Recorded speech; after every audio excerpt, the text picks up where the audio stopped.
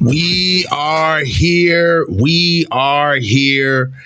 Welcome to the Coach's Huddle. It's your boy, the coach, here with my boy, Jesse Naylor, and we're here with Niners Nightly, another Monday installment where the show transfers from Jesse's platform to my platform, from Jesse's platform to my platform. It's my platform this evening, and we're going to look at film.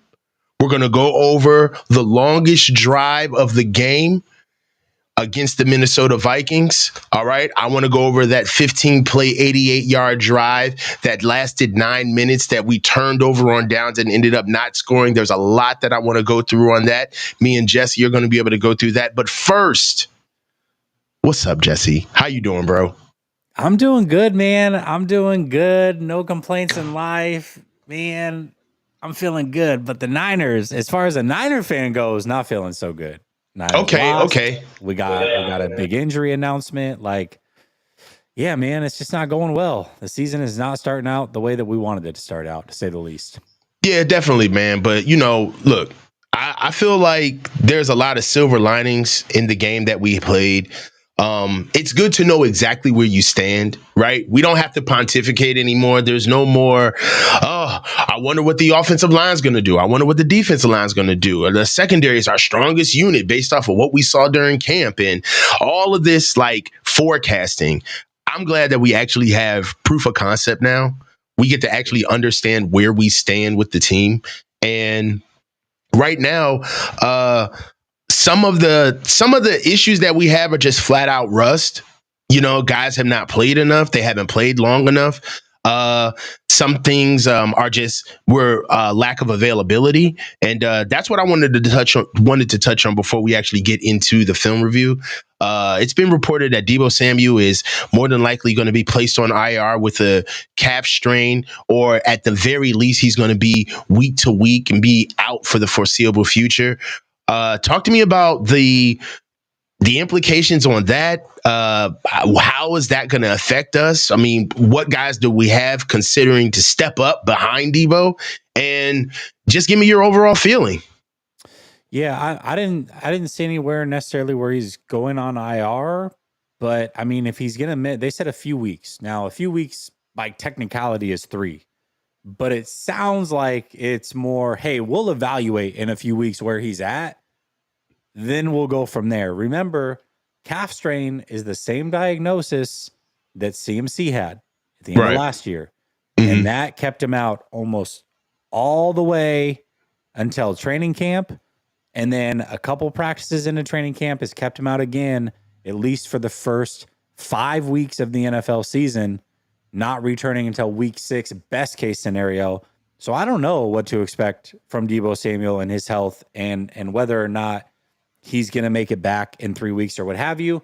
I do want to point this out, though, because I don't know, and I said this on my show. I don't know if you said it out loud, meaning out loud on a show, but you definitely said it to me. When we were at training camp, you said, wow, Debo's in great shape. I don't think that's a good thing. And I was like, how is Deebo being in great shape not a good thing? You're like, yep. He's lighter than what his frame normally carries, which tells me he overworked himself. He's going to be susceptible to strains and tears and pulls and all those things. And here we are 2 weeks into the season, and we've got a calf strain, which is going to keep him out for a while. And that's exactly what you said was going to happen. So, yeah, I mean, I know this because this is shameful, but it's the truth. I wasn't the best stay in shape player. I wasn't always in shape. I used the off season to kind of relax. I was that 8 weeks before training camp guy. I was. And what ended up happening is that mess caught up with me, especially when I started playing college ball. I did it all through high school, go through burgers, hot dogs, big man summer, have the best time of your life. But, camp is coming around. That conditioning test is the first thing they're going to see that you're going to face after that physical. And when you walk through the door, you better be fit and trim and ready. And one thing about it is that I know that, your body is almost as if it's a gas tank. You know what I mean? And you can only pull out of that thing so much. And after a while, you're going to be on fumes and something's got to give. And Deebo has played his career in a tempo rather, right? In a cycle where his body is used to him putting on the fat and then him taking it off. That's what his body's used to.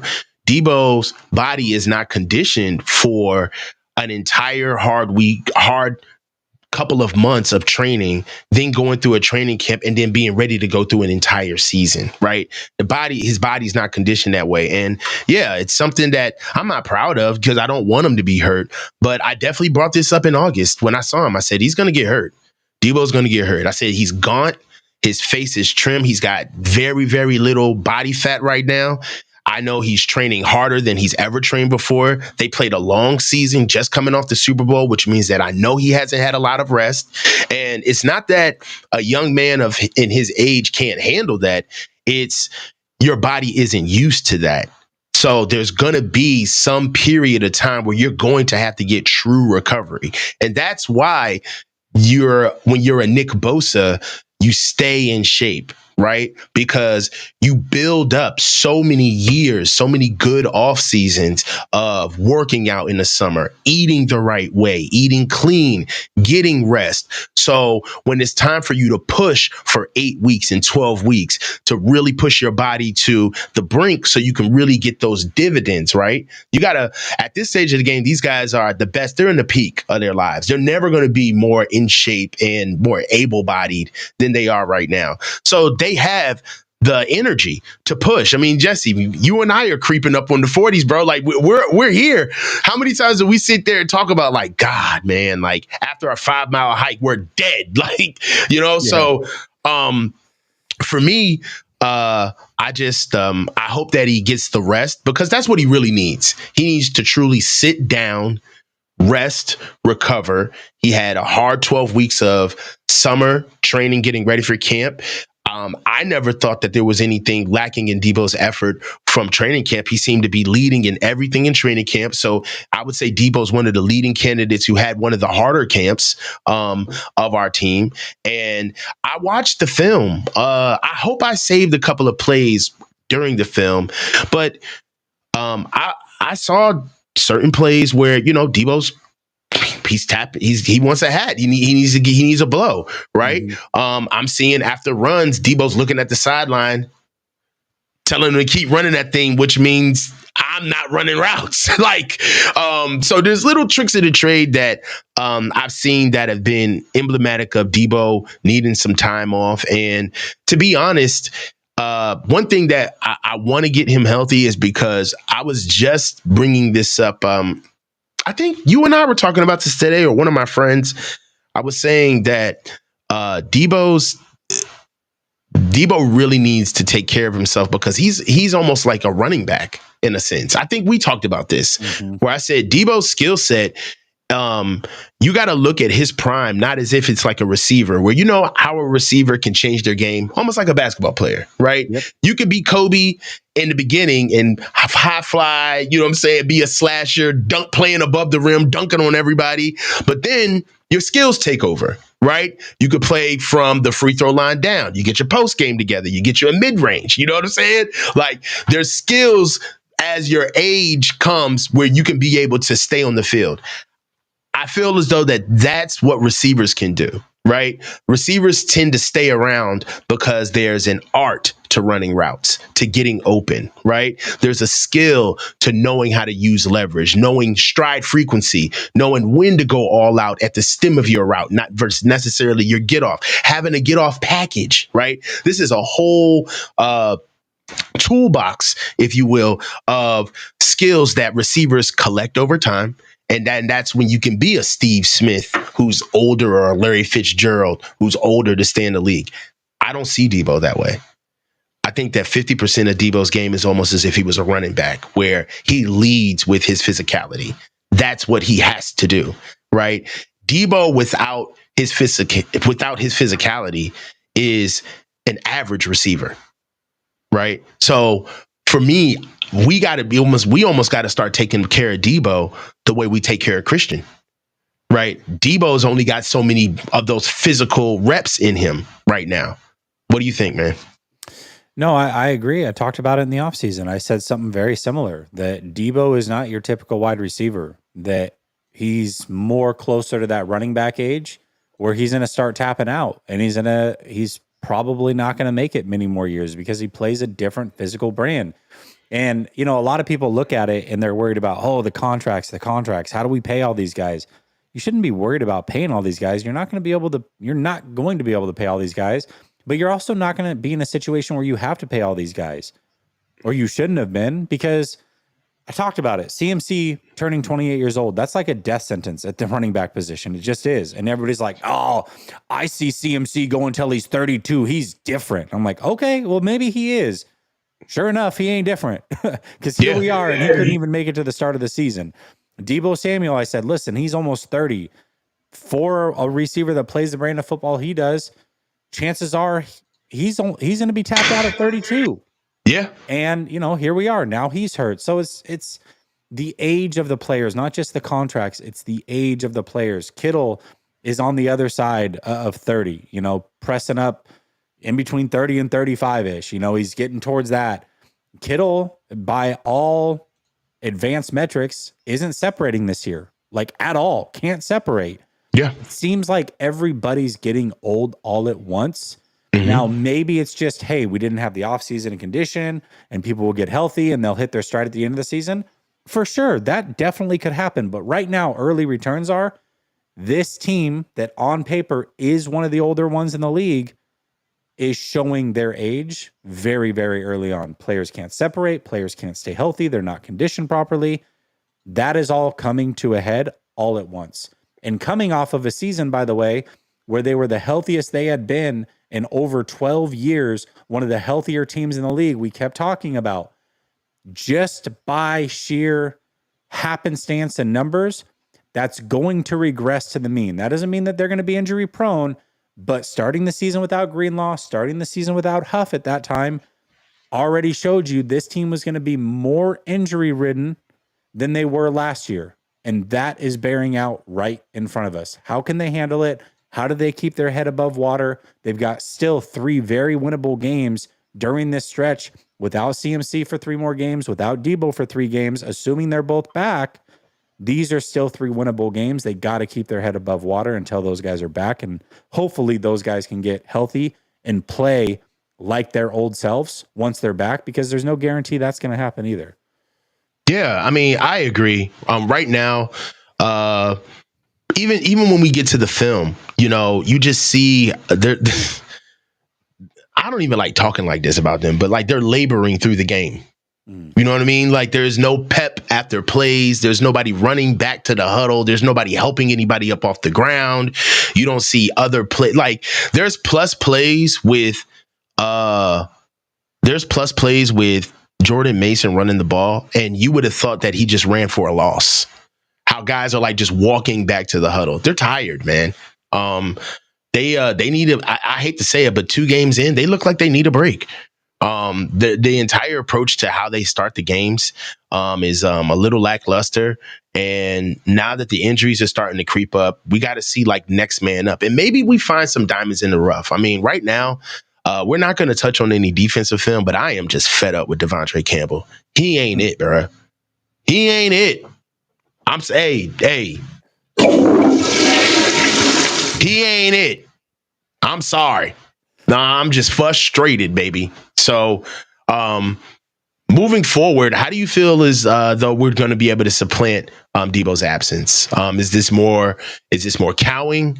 What do we start to see? More double tight sets with Saubert kind of getting in the mix? Is Kyle going to go super condensed and go small ball? We're going to start seeing a little bit more of Isaac Guerrero in some slot situations. You know, how are we going to do that? You know, how do you feel as though we'll attack? Well, I wish Ricky Pearsall didn't have the unfortunate event that happened to him. This would be a great time to see the 5th round wide receiver. You know what I mean? Sure as hell. We need that reaches more than ever now, don't we? Yeah. Yeah. I mean, this would be a time, but you also have Jacob Cowing, who a lot of people are excited about, myself included. And I would like to see more of him, but you're most likely going to see Conley. It's going to be a lot of Conley. Maybe they mix in Bell or Conley or Cowing a little bit, but I think you're probably going to see a lot of Conley, and that's I don't know. That's not very exciting, but Right. it'll have to get the job done. And Ayuk's going to have to really, really step up his game, man. He's going to have That's to really the step okay. That's the conversation that I wanted to have. For me, my who's gonna step up is already on the field. It's time for Brandon Ayuk to step up, bro. Yeah. It's time, bro. Like at this stage of the game, this is week 3. You talk tough. You got your money. At this stage, it's like Brandon, there needs to be reports. All of these little social media videos that for some reason coincidentally came out. Where's your girl at now? Filming you catching balls on the jug machine. Drop that post. Like, because that's what we need to see. I need to see something.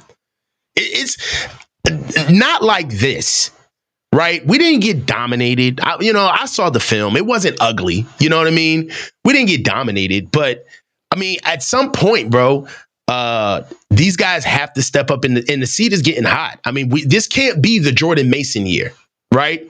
You can't ride it all on Jordan Mason. He's not the new Elijah Mitchell. All right. He's not going to be the guy that we put everything on and we move forward. And if it wasn't for him, if you've noticed, there's been a lot of Brock Purdy's on this team, if you think about it, right? And Jordan Mason is the next in line to be the next Brock Purdy. Somebody that came in after they have all of these signings, all of these big names, all of this chest poking out and who we are. But at the end of the day, when the rubber meets the road, it's going to be somebody who's going to save their bacon that they didn't count on, who actually cares about the culture. So I need to start seeing some of these guys who are not stepping up with the names.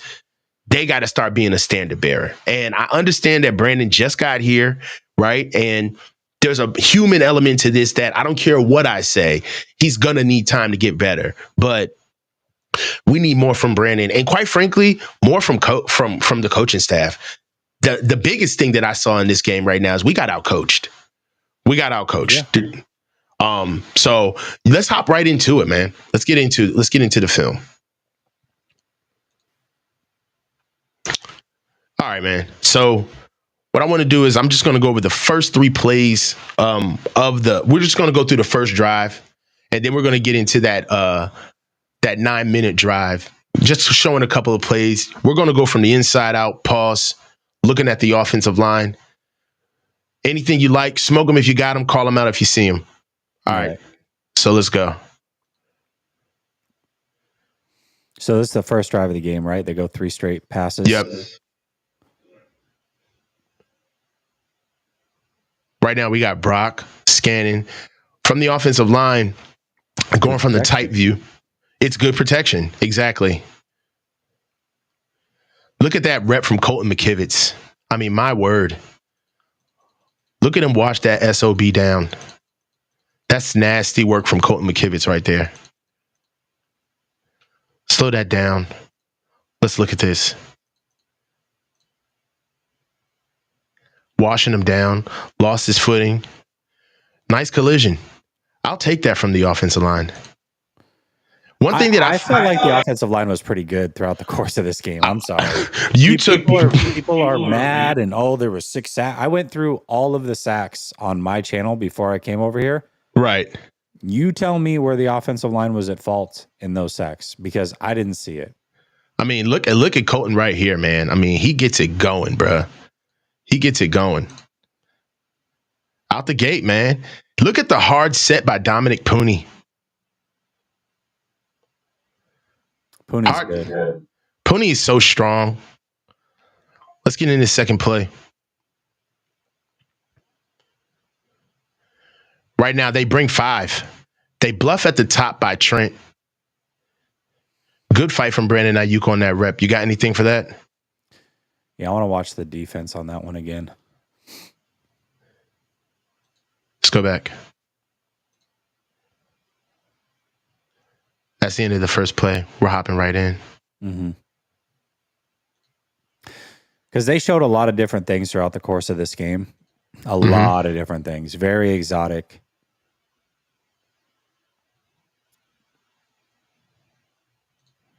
Slow it down. Now they're giving you a zone look here. One high zone look.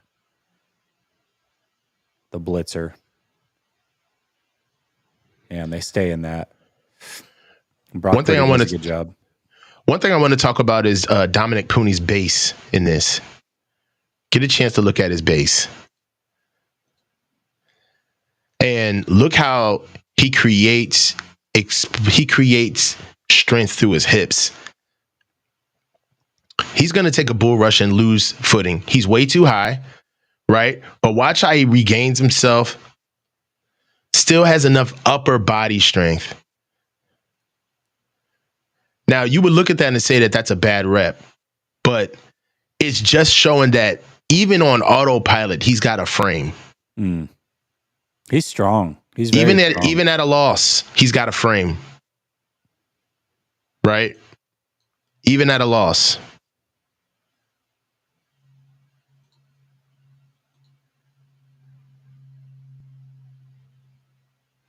It's a good play. Right? Good play from an offensive line standpoint, that is. This is the third play. Now, this is the last play. Then we're going to hop right into that, the long drive. Dominic Pooney also admitted that this is his first silent count game.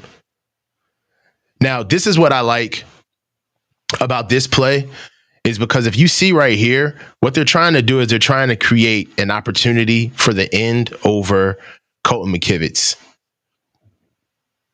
And they're going to go 3 up top, creating 3 one-on-one situations, trying to squeeze over Jake Brindle and get a one-on-one. But Jake Brindle's doing a great job. Not Jake Brindle, but Colton McKivitz is doing a great job at disengaging hands, clubbing down. It's just a solid rep from him. The defense gives a man look. They travel with the motion man. So that's usually an indicator they're in man. And it looks like they were.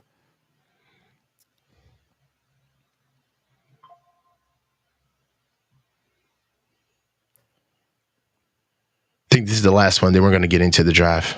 Yeah.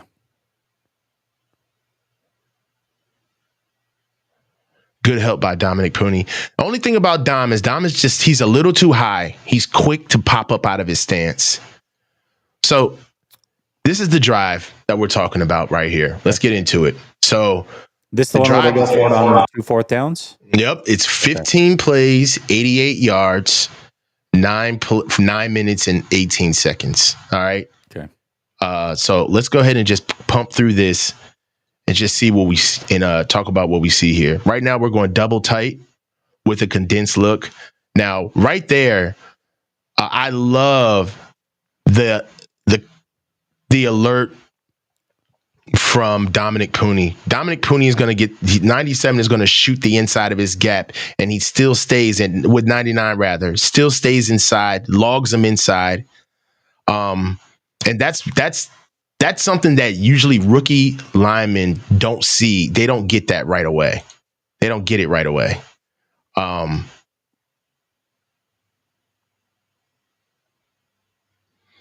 They're going outside zone. They're all stepping with the right steps. Jake Brindle, it's my guy, man. I want to see one game where Brindle doesn't end up on his butt. Yeah. Now, what you love to see right here is the reason why. Yeah, it was a good rep, and I like that. One thing that I loved about it too is check out Aaron Banks and how he runs. He keeps his inside hand strong, gets out, and look at how he fights to keep him down. As a matter of fact, his man actually falls down.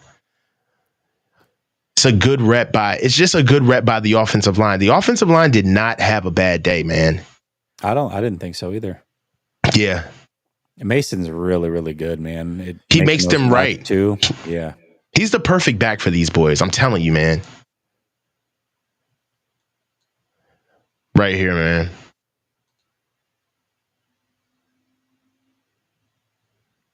They all did a good job of staying in front of their man, though. You know what I mean? Like, they rode all the way down the line. You talked about Pooney. You talk about Banks. They do a great job of standing between the player and Mason and the guy that they're trying to wall off. Every single one of them.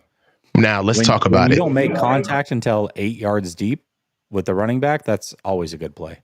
Great. So this is one thing that I feel like nobody wants to bring up, but let's look at this guy.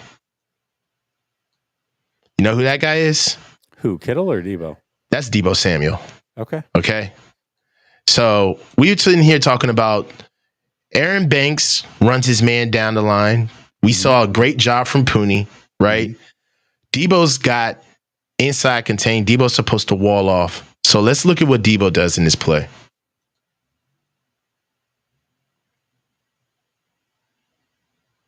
Horrible.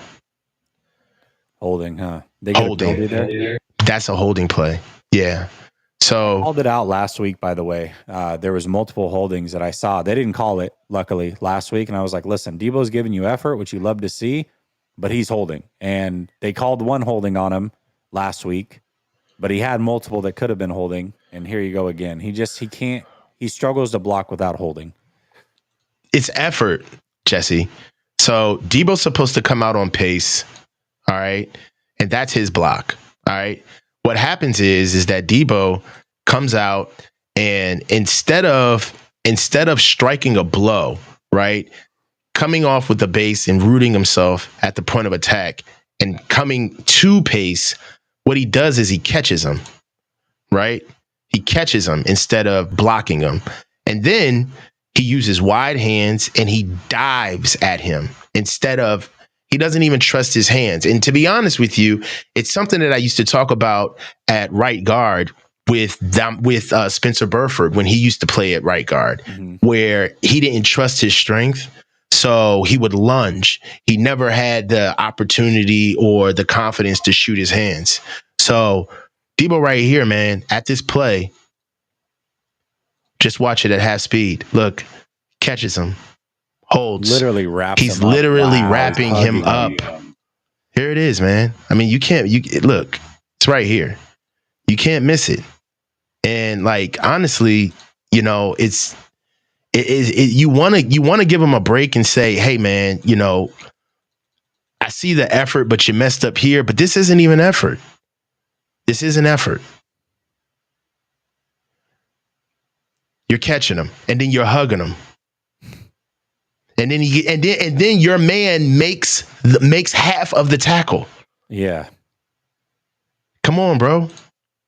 Got to do better. Got to do better. You got to come out with a strong base, feet and hands shoulder width apart, man. Shoot your hands into his chest, Deebo. He literally goes into like tackling form. Come on, bro. It's disgusting. You know, it's bad form, bro. You know, you got to do better than that. And then what's even crazier is that this type of stuff happens when everybody else is doing their job, right? That's why this sucks, right? That's why this sucks, because you got Colton McKivitz over here, right? You got Colton McKivitz over here doing his job, right? You got George Kittle over here going to go get his man, right? You got Trent locked in, right? Pony locked. By God, don't say it now, but you even got Jake Brendel locked. All right. Look at what we're doing with Aaron Banks. Aaron Banks is running his man down the line of scrimmage, right? Washing him out, right? And when we get all of that, what do we get here? What do we get here? A bear hug. Come on, man. Come on. That's the stuff that hurts us. That's the stuff that hurts us. Let's just run it through. We spend enough time on it, but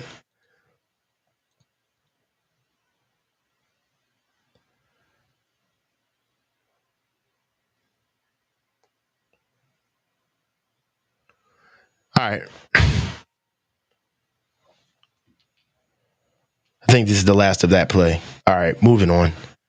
So, more into the next drive. This right here is a nasty.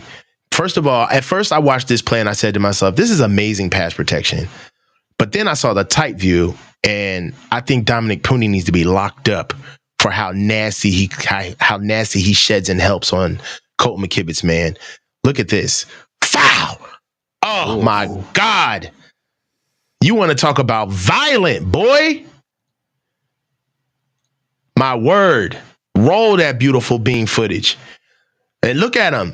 You know what it is? You know what that reminds me of? That reminds me of when you're talking too much in public and you try to talk over your mother and she gives you that backhand foul. What? Tell your ass. Talking when I'm talking, boy. You crazy? Look at this. Look, now I told you what I tell you. Stop talking. Now be quiet. What I tell you about talking while I'm talking. I'm telling you, man, Dominic Pooney's a special kid, man. Go back. There's a couple other guys who actually had good reps during that play that I want to talk about too. One, obviously, the help by Dominic Pooney. And then you just look at the help on the other side with Trent and Aaron Banks. I mean, Brock had time during this game. They did very well in pass protection, and not only just protecting, but doing pass protection with violence. You know, that's something that we did not have. We didn't have this. This right here. That we didn't have that at right guard last year. We didn't have that across the line of scrimmage. Right? It's a beautiful play. Banks is a big boy. Banks is a big boy. So we're going to go with the tight view. I think this is the same of that play. Banks and Trent just doing a good job over there working. Dominic over there being a fucking thug. You love it. All right. Now, look, this right here, we just gave him some love. Now we got to do a little bit of correction. So right now, we just wanted to go ahead and lock in on Colton McKivitz right here. And just got to go ahead and roll the play. All right, so he gets inside leverage. He's got Van Ginkel on his outside. He twitches, all right? And right here, he just doesn't get any leverage, right? He just doesn't get any leverage. Still goes forward, though. Yeah, I mean, Jordan Mason's a dog, notwithstanding. But what you want to see right here is him fighting. What you want to see right here from Colton McKivitz is him fighting in a downhill trajectory, okay? We want him going downhill, right? In a nice slope, all right? You need to be churning those arms and those legs, keeping that inside hand strong enough to get downhill, all right? What we don't want is you fading back, okay? Because what happens is that means that Jordan Mason has to fade back, all right? But what's crazy about that is that Jordan Mason even finds penetration still. It's a good play by Jordan Mason, but Cole McKibben struggles. Now, another thing that I wanted to talk about right now is Dominic Pooney. He struggled on that play as well. We just talked about him coming out too high. Look at it. Look at what he does as soon as he comes out of his stance, Jess. We're going to slow this down half speed. Can we talk real quick though too? McKivitz, sure. So yes, I agree. McKivitz misses. God, I'm getting a gnarly feedback. McKivitz misses, but it looks like Juice is supposed to get hands on Van Ginkel a little bit to slow him down, and he misses right out the gate too, which then throws everything off. I could be wrong about that, but well, let's go ahead. Let's roll it. The other angle shows it better.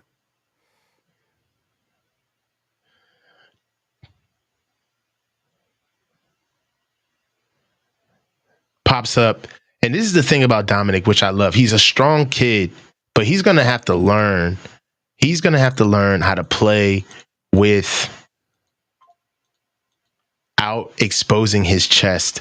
He gets up, and the first thing he should be doing is he should be taking this inside hand, all right, and going against that far shoulder, all right? That's his landmark, all right? Inside hand to far shoulder, upfield shoulder, all right? What he doesn't want to do is he doesn't want to come up so high that he gives away leverage. So what we get right here is boom.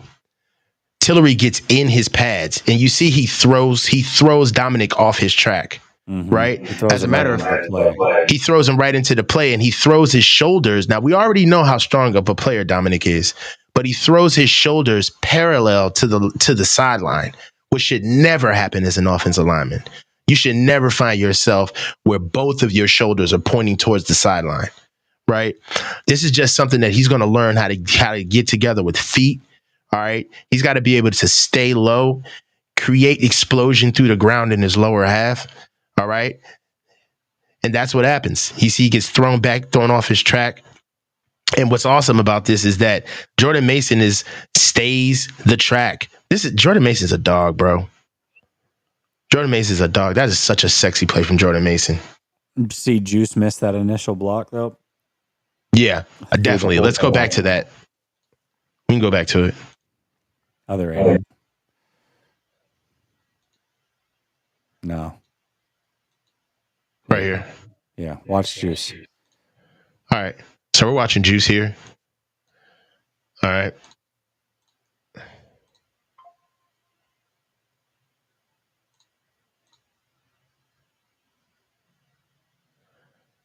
Just took a bad Juice angle. misses Van Ginkel. Yep. These boys are just, you could tell they're a beat off, man. They haven't played physical football in a while. You can tell, man. You can tell they haven't played physical football. They have not been physical in a while, right? They're getting thrown. Their hands are getting thrown off blocks. You know, it is what it is. One thing there was a sack during this drive as well that I want to get to. And the reason why I want to get to this sack is because I don't think that this was the offensive line's fault. It's a pass play. I think they're in 50 protection. There's only 5 that stayed in. And in that protection, man, I just feel as though that Brock maybe bailed a little bit too soon. But what I wanted to do is just highlight the offensive line and how they played during this rep. This is still during the 15-play, 88-yard drive, Jess. No, this isn't. I think you got mixed up because this is third down here, and they get an incomplete and then turn it over. I think.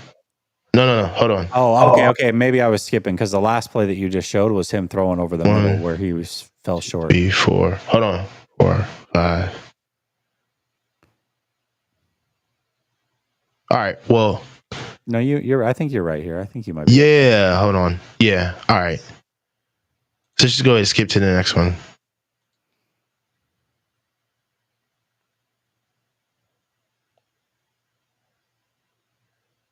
Garendo gets stood. Yeah. So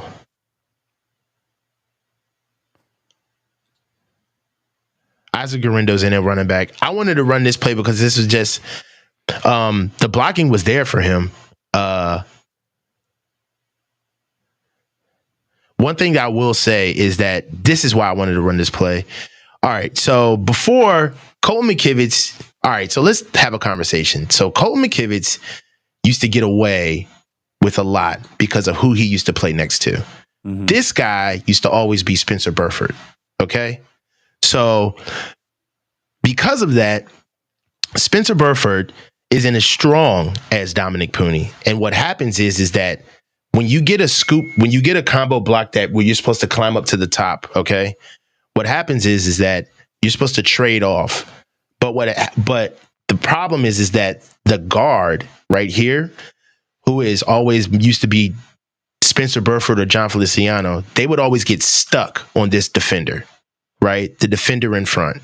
So what Colton McKivitz used to always get to do is wash down.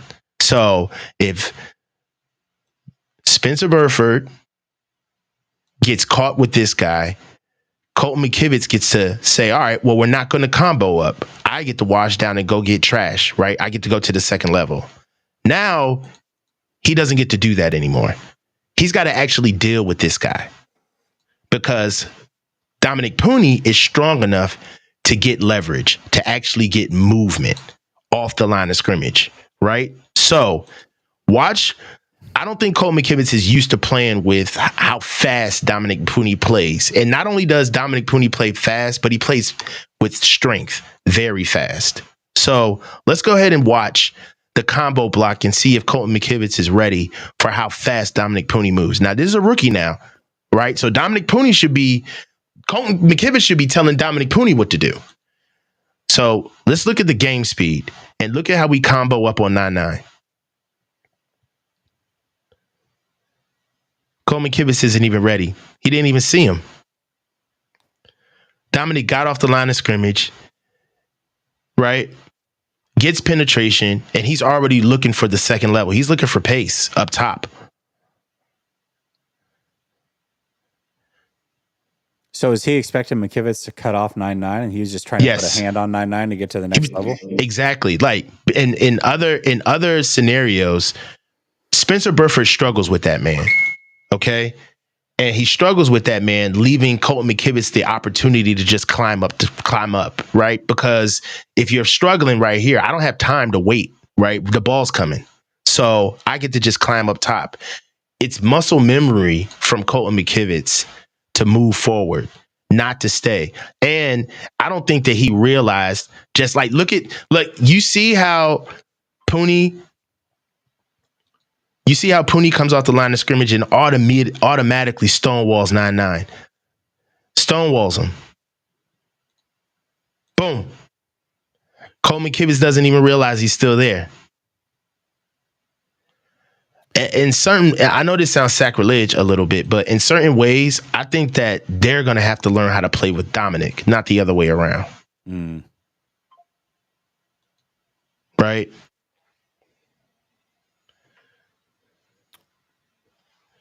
All right. So in this play, we're going to look at Dominic Pooney's help.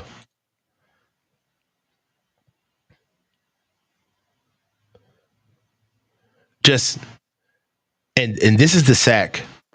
This is the sack where Brock has time, in my opinion. Dominic Pooney helps out with Jake Brendel. Helps with Ayuk over the middle. He doesn't throw it to him. He hitches and then just runs into a sack, and he's got time. He's got time here. I wanted to go over this play because I just felt as though that sometimes the offensive line, they get a bad rap at times. But this is solid. This is 3-on-5.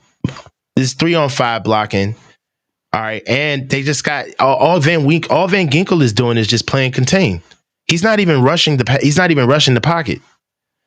I just think that this is a play where the offensive line kind of got left out to dry. I also want to say this as well. You know, that Ayuk's catching a lot of heat, and deservedly so. Okay. He's got to show up. But there's two plays where one here, Ayuk's open. This is another catch that you could add to his bucket. And then if this is the drive where they go downfield and don't score, on the second play, Ayuk's wide open for a touchdown. And Brock's looking at him and doesn't throw the ball. And by the time he throws the ball, it's late and out of bounds. He misses Ayuk on a touchdown. How different do we feel about Ayuk today if he has two more catches, another 18 yards, and a touchdown? Probably feel a little bit differently about him, right? Hell yeah. Okay. So and those are both on Brock to me. Okay. All right. That's fair. All right. So in this play, this is an MA, a missed assignment from Jake Brendel and Aaron Banks. Gonna run these plays real quick. This is the sack.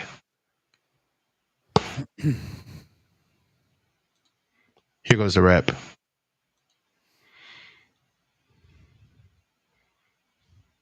All right. So they're getting the line. They're showing a mugged up look. All right. Now they bring 6. And what I want to do is I wanted to point out the reps from just basically the left side of the offensive line from Jake Brendel over.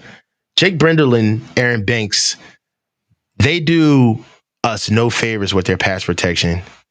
One thing is that Jake Brendel doesn't even realize that the ball's coming out. But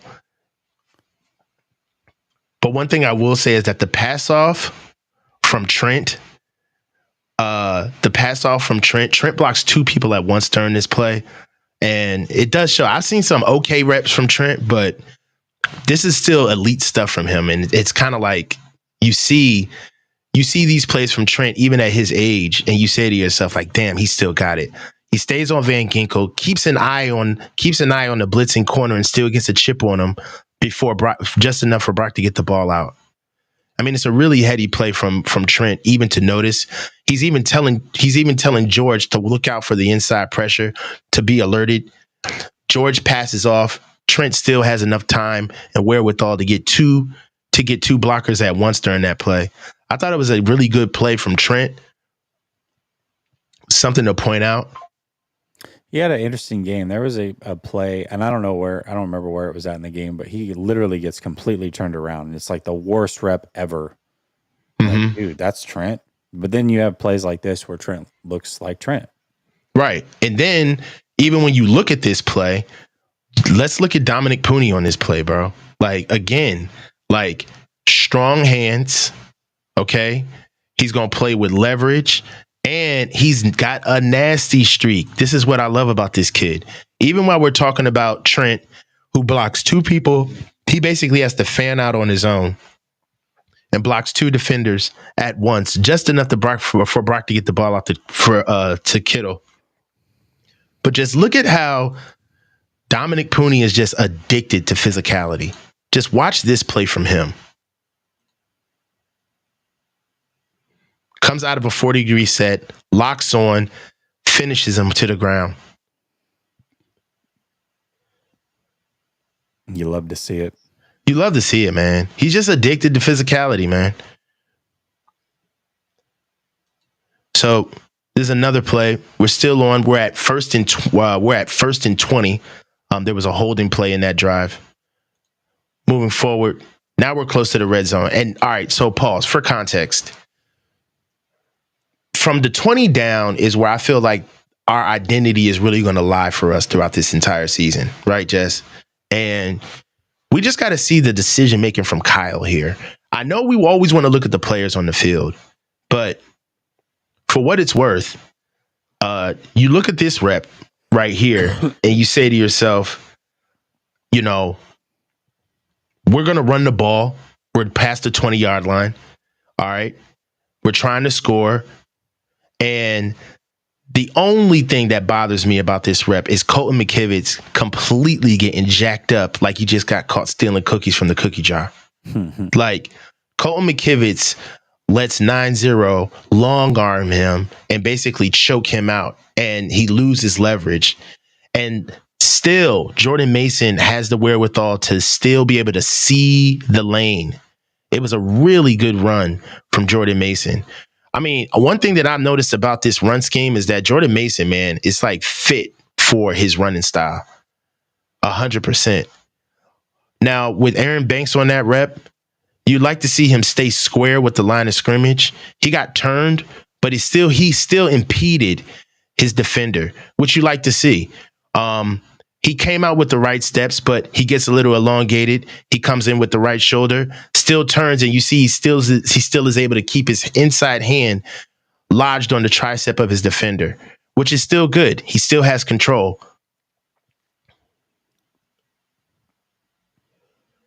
Now, the one thing about this is that this is the Jekyll and Mr. Hyde that we're going to see from Trent. Right now, we just saw Trent basically block two people at once, right, Jess? Mm-hmm. Yep. Now, look at what we get from the old bear from here. Look at what we get from the silverback on this play. So Trent's basically supposed to cut off leverage to 9-8. All right. So what Trent needs to do is he basically needs to cut him off at an angle. All right. So let's see what Trent uses in his toolbox as to get the job done. We're going to slow it down to halfway speed. Here we go.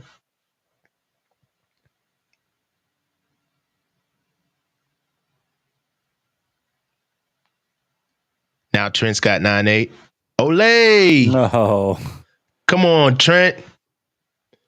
Come on, Luckily, Trent. I didn't make the play. Come on, Trent. We got to do better. You got to do better. That's what they call suboptimal. Okay? That's what they call a tired man that wasn't at camp. There we go. The eye in the sky don't lie, man. The tape you gonna find out in the tape, brother. You gonna find out in the tape. Look at my man over here. Come on, Trent. What we doing, Trent? What we doing, bro? I need it right now. He's in the 2-point stands. Ain't no excuse. You already halfway up. Oh, and you lunged. I like the athletic. Oh, my bad. Turned around real quick. All right. Now, things get a little muddy. On this play. Still, Dominic Pooney is still riding, staying detached. One thing I like about him, look, here we go. This is what I want to see more of. I hate to get on my soapbox, but not for nothing, man. Not for nothing. This was a hell of a run. Okay? by Jordan Mason. This was a great run. And just look at the attitude, man, after the run. Look at what everybody's doing after the run. Come on, man. Dominic Pooney, the Rook, is the only guy excited or trying to do more. Just the Rook.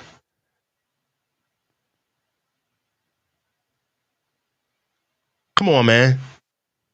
I need more. I need more. All right. I think this is the. Yeah, this is the play. Yeah. Yeah. Bro, he just misses him. Flat misses him. I think I skipped that. You want to go back to that? Go back. Yeah, of course. All right, let's go back to it. If we're gonna grill Ayuk, man, we better be holding everybody accountable for. I'm gonna go back to it. I'm gonna go back to it. I'm gonna go back to it. Go ahead, walk through this one. I don't do anything with the skinny guys. Yeah, listen, he's in a boot action, out to his left. Mm-hmm. Get ready to pause it. Are you going? You're going slow, right? Yeah. Perfect. Yeah, I'm going half speed. Get ready to pause it in a second.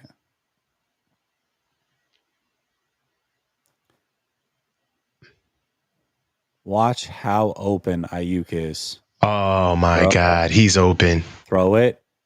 He's open. He's open. You're still not throwing it. Now you're He's open. He's open. Oh. He's open. He's open. Yeah. Waits way too long. Still open, but he throws him out of bounds. That's a touchdown. And now you don't score on that drive. But again, we're going to come back afterwards and be like, where was Ayuk? And I'm not saying Ayuk doesn't have to play better. That is not what I'm saying. But let's make sure that we're holding everybody accountable. Yeah. Because the $30 million man, if he gets a touchdown there, all of a sudden you're up 7-3. Who knows what happens with that game? His stats look a little bit different, and people are maybe not so upset. 100%. It out there. That's a missed opportunity. Yeah. Yeah. And like in real time, you don't catch that. But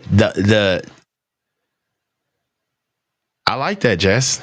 Good job. I was about to say, man, what the hell are we watching this for? But I'm good. Yeah. Good run. So this one right here, I'm back on Aaron Banks. We're tired, and this is why I like watching this side. This section of the tape was important to me because I know they're tired. This is the longest drive that they did all game, right? And I just want to know what happened. Right here, Aaron Banks. You're just gonna watch his effort. So right now, Aaron Banks is supposed to help on a double from Trent. Okay. All right. He's supposed to help on a double from Trent and climb to the backer, Pace. All right. So Aaron Banks is right here at left guard. And this is right here where you see just lack of effort, fatigue, and kind of just mailing it in, not thinking that these guys are not here to play football either. You get whiffed. What now? Hold on a second. Correct me if I'm wrong, but what is that alignment to? Right now, that's double tight. I'm just saying you got Trent. Oh, well, it's not double tight. It's overload. Say it again. You've got Trent a whole foot in front of Banks. Like if Banks is up a little bit more, maybe he can run up and make that block. I don't know. Well, maybe it's the way it's supposed to be designed. You tell me. I'm just saying. On film.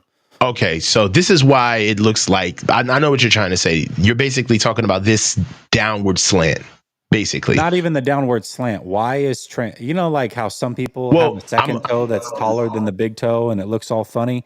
Like, well, I'm going to explain that.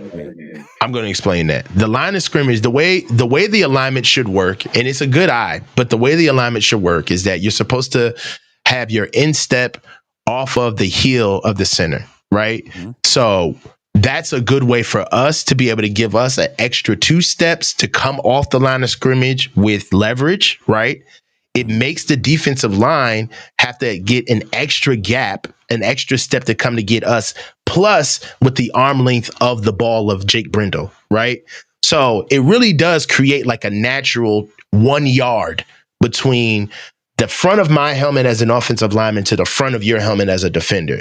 Now, the only problem with that is that if you set too far back, like Aaron Banks is, where basically the top of his toe is like 5 inches off the heel of Jake Brindle. And then Trent, he's almost in a way compensating for the fact that Aaron Banks is too deep.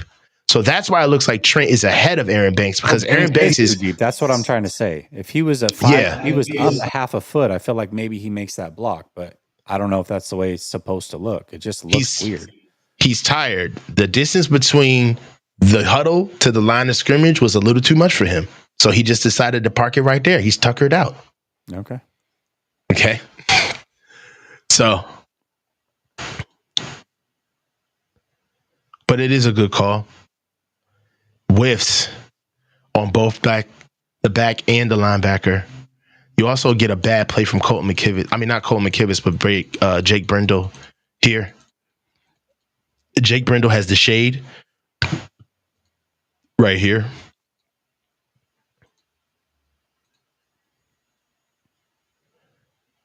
He just leads with his head down, waist bends.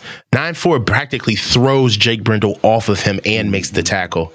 It's a bad deal. You can't have it. But, you know, Jake Brindle is an imperfect vessel. I mean, he's not the best in the world. We know it. But these are the times where he gets a little ahead of himself. When he plays with bad technique, and you just get a guy who just refused to be blocked. I mean, look at this. He throws him back and makes the tackle. And Pace, the back that Aaron Banks was supposed to climb to go get to, he comes in to finish off the tackle. So that's what we're talking about, the trenches, guys. This is why film matters from a big boy standpoint.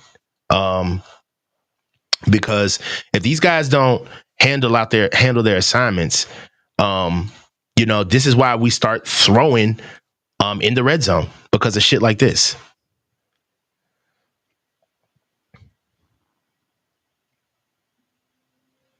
Let's go ahead and speed it up.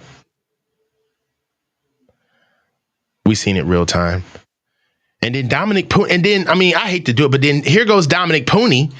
You get Jake Brindle losing, getting beat up. You get Aaron Banks missing the guy in front of him, and then not even making it to Pace, the linebacker up top. And then look at Dominic Pooney over here being a gangster. Dominic Pooney over here being a gangster. Get some, Dom. This dude is good, Jess. Yeah, that whole right side actually does decent there. Come on, man. Colton McKivitz out there. Colton McKivitz is getting like his Dominic Pooney muscles. You know what I'm saying? All right, so these are the last two plays. I think this is the play to George. Yeah, and the fourth down call is awful in my opinion. Yeah. So let's run it back.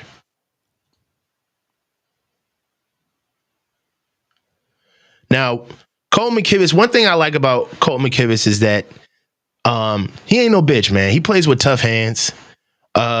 He's going to also play with leverage. The thing about it is that when he gets turned around, he's not agile. Watch how he gets turned on the inside with a nice spin move, right?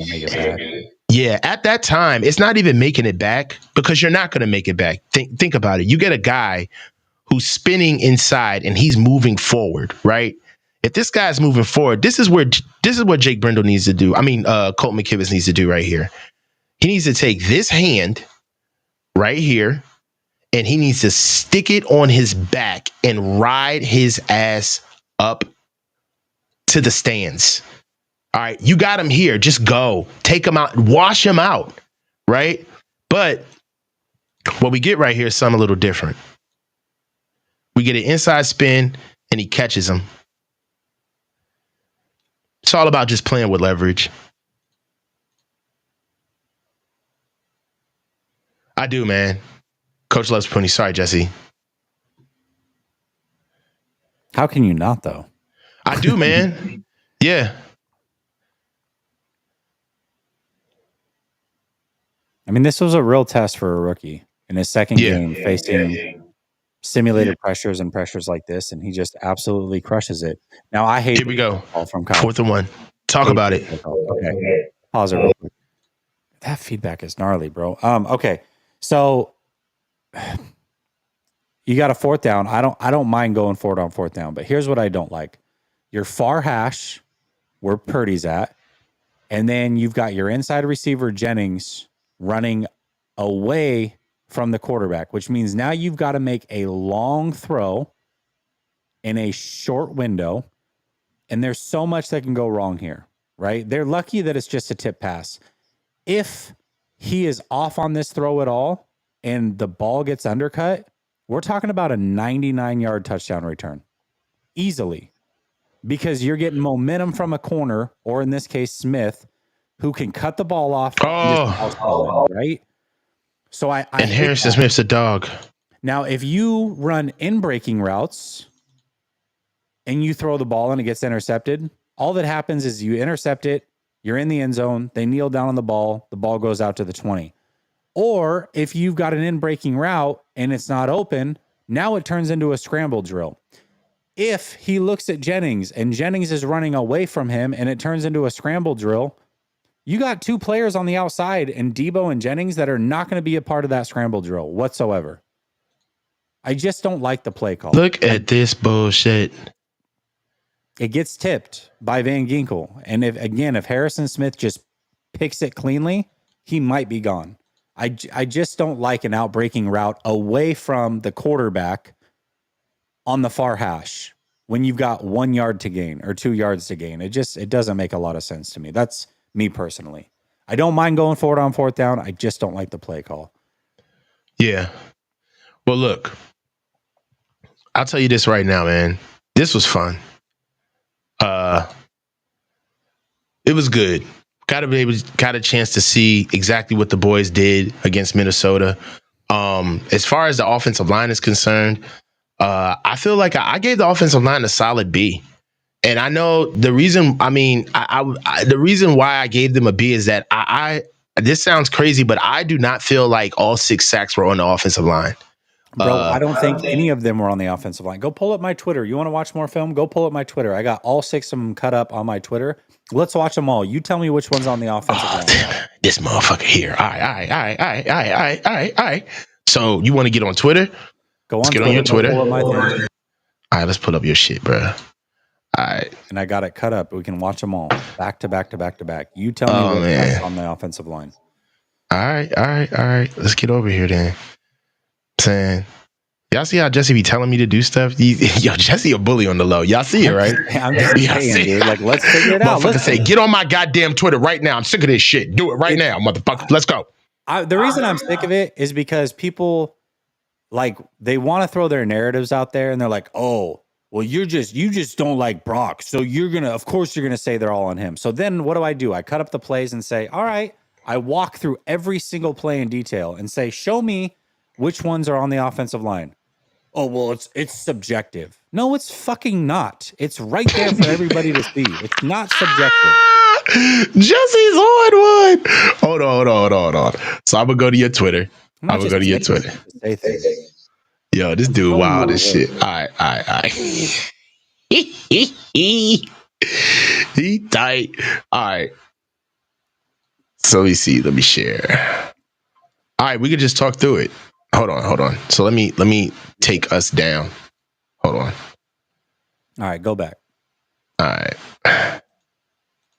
right. So what are we looking at? Talk to me. This is the first sack that we already agreed. We already watched it. This is the one we saw where I open over the middle.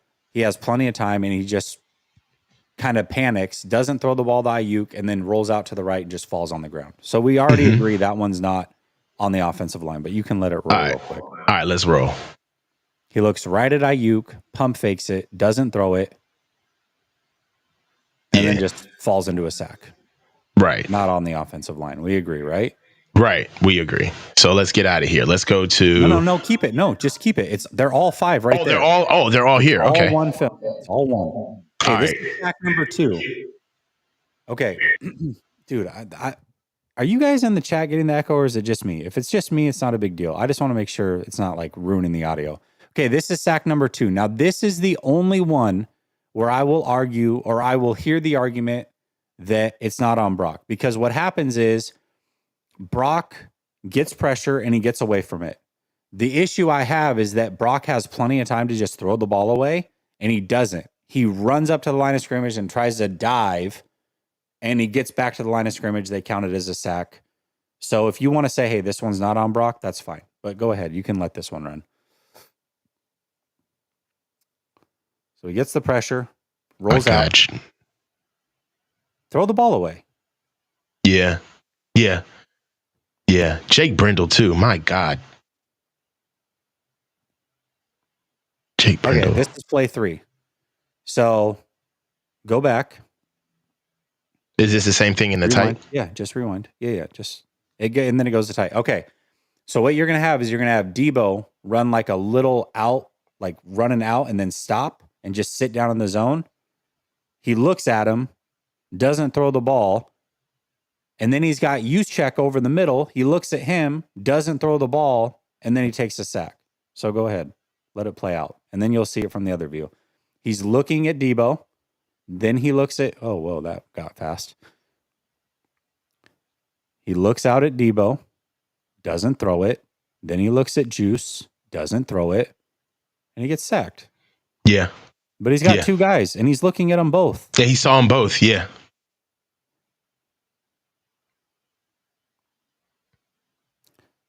So go back again. Sorry. Go back to the other one, the other angle. Yeah.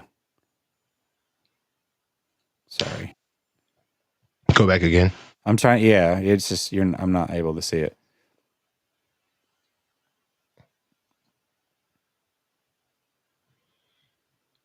Okay.